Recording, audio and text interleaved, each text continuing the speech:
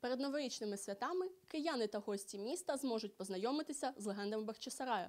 Саме таку назву носить вистава. Режисером і постановником її виступає кримсько-татарський актор та режисер Ахтем Сейтаблаєв.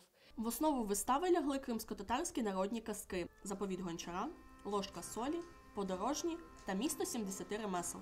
Режисер Ахтем Сейтаблаєв зазначає, що вистава «Легенди Бахчисараю» стане важливим джерелом інформації про традиції та фольклор кримських татар. Це і інформативна складова, з одного боку нагадати, що Крим, він ось такий, скажімо, яким він може бути в уявленні дитини. Тобто це не хроніка така, а це все ж таки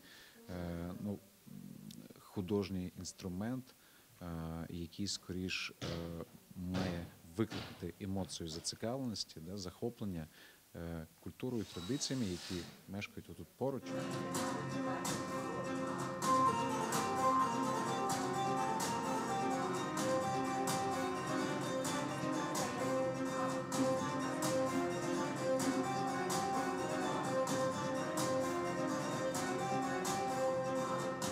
Легенди Бахчисараю будуть цікавими і актуальними для будь-якого глядача, запевняє директор Київського театру юного глядача Слава Жила.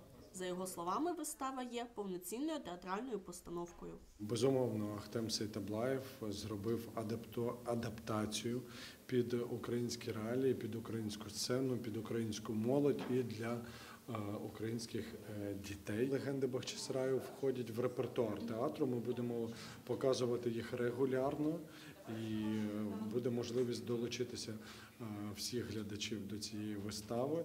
Дар'я Шерстюк, Максим Терещенко. Новини на Суспільному. Крим.